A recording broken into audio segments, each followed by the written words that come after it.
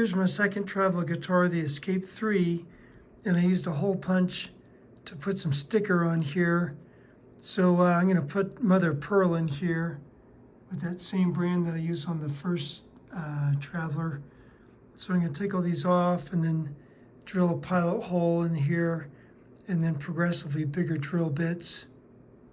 I used the drill with a 1/8 inch drill bit, very slow, and got down about 2 millimeters on each of those. And then by hand used 13/64 and spun this around for about a minute and was able to get down that far. So I'll keep going and see if I can bust out some of that plastic around the perimeter. I found this holder in my toolkit, and it gives me a lot more leverage on the Dremel tool. So I was able to use this smaller one and get around in here like this around the perimeter. Be careful not to have it pop out. And then I could get this neck size. It doesn't have a size on it, but it's less than 1/4 inch. And I could get that in there just enough to be able to get the kind of the edges broken off like that. First fret's looking pretty good, so I'm going to go along and do this to the rest of them.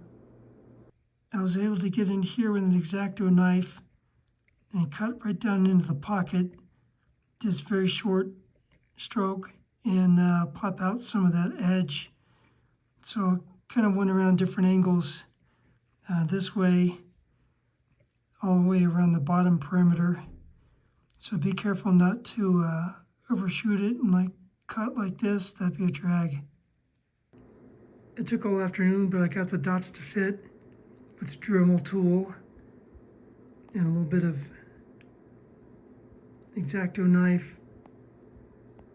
So I'm going to glue these in with Elmer's and no ebony powder.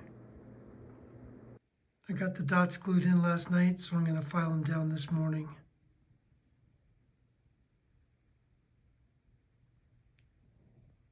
I got in here with the flat file, and I've filed down to the tape. So I think I'm going to have to take the tape off going this way and just do the fine work of getting it level, because this does a real good job of giving it a polish. I think 400 might scratch it up, but it's way down there, but it still has just a little bit of an edge on it. So I'm going to see what I can do like that. I got all the tape off and used my file here and kind of went across this way in a rocking motion across here just to flatten everything out, because there's so much tape. And you probably won't see this, but at least the dots lay completely flat with the wood. I'm going to get some steel wool and go across this way and even everything out. I buffed it all out with some steel wool and went with the grain, and I think it looks real good. I think some of the white area is either oxidation or just dust in the wood. So I'm going to let it oxidize for a day or two and then put some lemon oil on it and it'll be done. It's been 4 days and it looks like it oxidized pretty good.